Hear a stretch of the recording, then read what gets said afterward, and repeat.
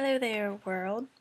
So, in light of recent events in the last, say, 4 months or so, I've had a lot of crap going on, and here in the last 2 weeks or so, I've had some major realizations that have helped me with coping, and I felt like maybe it would be cool if I could share some of those thoughts with all of you. Sometimes it's weird to come out and say what I'm thinking, and I don't want to feel like I'm pushing it off on anybody else, or that I'm doing better or worse, really, than I am. But so, here goes nothing. For those of you who are slightly confused, this kid is Seth Munich. And if any of you read my blog back in October, you will know that he has been my little brother since the day he was brought to this earth. And biological family means absolutely nothing to me. I mean, not that my biological family means nothing, but the definition of family being constrained by biology just is like, don't care. So, September 29th, I was on an airplane flying on vacation with my best friend from childhood, and I got the single-handed worst call of my life. That Seth had been hit by a car and they didn't know what was going to happen. Basically, someone used the word stabilize with me, and I knew at that moment that if I were to be so lucky that he would make it, he would never be the same. Because anyone who has to be stabilized can't be in good condition. Long story short, I got the call around 5:15 or so, Houston time, and we were stranded there for the night because we were flying Southwest. So they put us in a hotel, probably the longest 24 hours of my life. I've never felt so hopeless in my life. I've never been so absolutely just hopeless. Like, I had my best friend with me. If I hadn't, I don't know where I would be. I don't know what I would have done. We were without luggage, we had money. That was about it. We were stacked up. We were going on vacation. So we took a taxi to a mall, ghettoest place I've ever seen in my life. Just an experience, to say the least. We flew home the next day. One of my wonderful friends, Michelle, picked me up at the airport in Spartanburg and took me straight home, so that Paige, my roommate, picked her up and took Paige back to her apartment to get her car in Clemson so she could come home too. And yeah, so went into the 4-day horrible process of a funeral, so on and so forth. So most of you know that portion of the story. But here's where it gets good. I've been struggling a lot.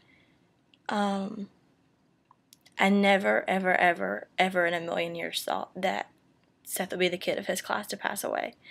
Anyone who's grown up in Beaufort or in Lancaster County in general knows that almost every class that's ever graduated from a local high school is missing a kid by the time they graduate. Knock on wood, fortunately, by the grace of God, my class made it out without losing anyone, and it was a miracle. I don't know how, but we did. But something I had always told Seth growing up was that once you get into, middle school, high school, the probability of making it to graduation with everyone was really slim. And I never thought that kid would be him. Never in my wildest dreams could I have ever imagined that it would be him. But so,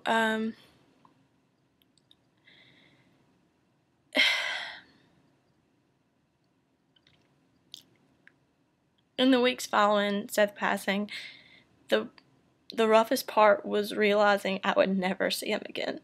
That he legitimately, although partying with Jesus, he was gone until I reached the other side. He won't be a physical part of my life until I make it to heaven myself, which, for all I know, could be tomorrow, or it could be 60 years from now. But that was the one thing that I struggled with the most was, God, why in the world do you want me to live on this earth 50 years without him? You know, I had already planned our Christmases together when we were older. Our children were going to grow up just as close as we had. And everyone would laugh and be confused because, you know, at that point, it'd be 35 years ago, my dad met Lisa cruising the strip in downtown Lancaster, and look at the mess they created. But probably December, things got really rough for me. I don't really know why. I don't think it was as much the spirit of the holidays as it was just being frustrated with life in general. It was just waking up and thinking, why on earth am I still here? Not completely suicidal, but just thinking, if my car were to drive off the road, I wouldn't mind. I would rather be with him than here. Heaven sounds like such the better deal between here and there. If I had to choose, that's where I'm going. So, fast forward, survived Christmas. I wouldn't say it was easy by any stretch of the imagination, but it was actually a pretty good Christmas, all things considering. There were no like major cry fest. No one sat around and moped. We pulled together as a family and got through it. But the turning point came about 2 weeks ago. I went to Passion, and while we were there were a lot of worship songs and other stuff that was said, and I can't even think of specifics at this point, really. But there was something in my brain that clicked, and I have notes. Hold on. This is too much technology for me. I got the computer and the iPad going at one time.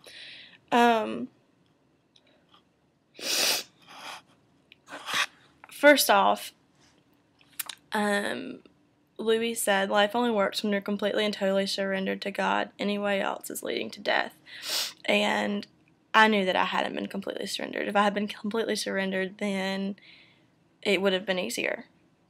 I know that I've been running. I know that I've been being stupid and trying to do things on my own that I'm just not capable of. But so that was kind of the start of it, and then the worship stepped in, and this year was all about surrender. Go figure. And one of the songs was, we raise our white flags to surrender all to you, and that was like, holy crap, okay, I got it. So we'll start turning. And then there was a song called Lay Me Down, and there's a part that said, it'll be my joy to say your will and your way. And I've known since the day that Seth died that it was God's will. It wasn't anything on this earth. There's nothing anyone could have done. Not any of those kids walking with him. Not any of those adults that were there. Not even the guy who hit him. There was absolutely nothing anyone could have done to change it because it was God's decision. It was his timing. It was his will. And there's nothing any of us could have done. But in that moment, for the first time in 3 months, I was able to raise my hands, close my eyes, and just thank God for letting it happen. And it sounds crazy, trust me. I know how crazy it sounds. But in that moment, I knew that God was saying, hey, look, I did it.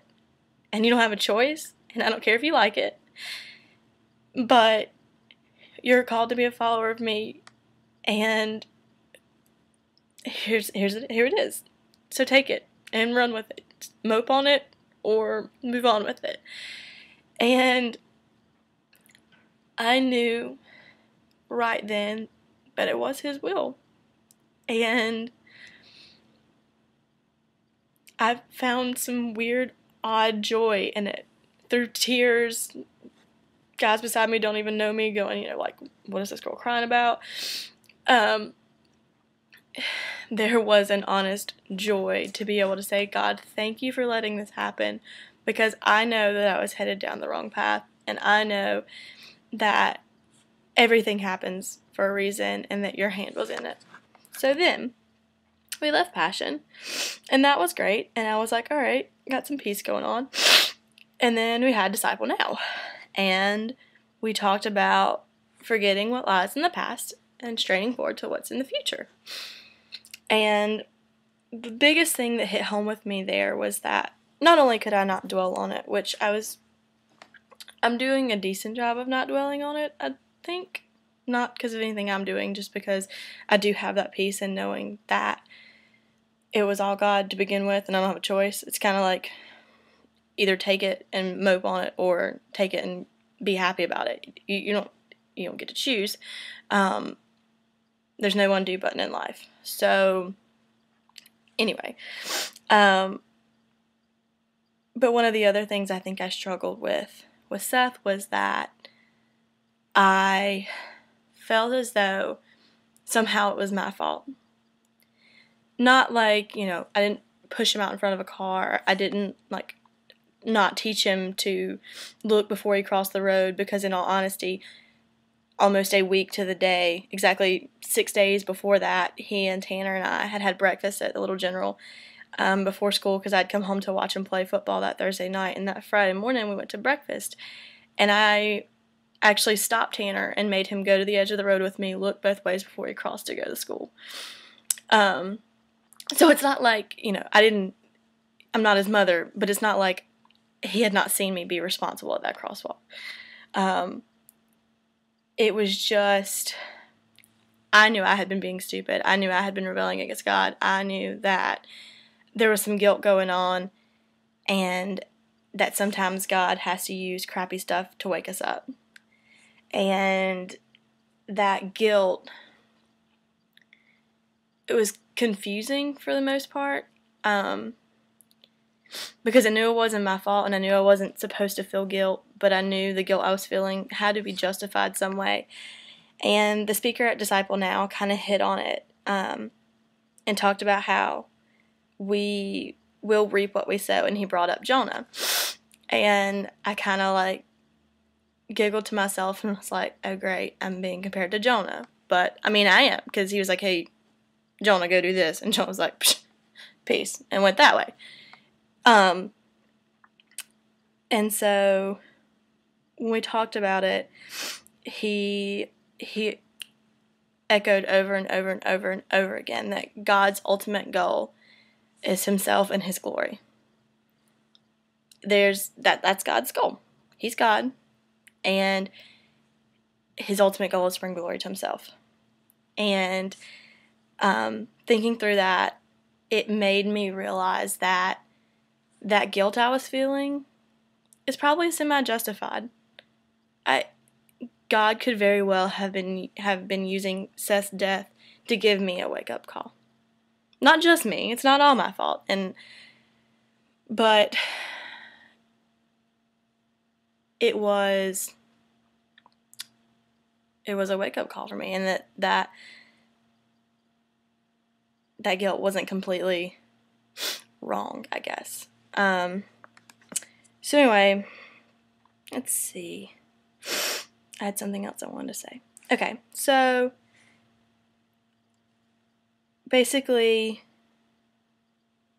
when we talked about moving forward, it said that we can't harbor bitterness, and that forgetting what lies behind doesn't mean pretending that it didn't happen. It means moving on and learning from it and not letting it control our lives. That's the step I'm at now. The not forgetting, but when I wake up every morning and this kid is on everything I own, even the back of my iPad has his life first. I don't know if you can see it. Yep, there you go. Knowing that God is using him in my life and in a lot of other kids his age life to bring glory to himself. And although it sucks on this earth, I know that as a follower of Christ, as his big sister, as someone who was even a motherly figure toward him, that God saw it fit for my little brother to be a part of his big plan. It's the most morbid, I guess, sense of joy I've ever felt. But it's getting me through the day now. And I know that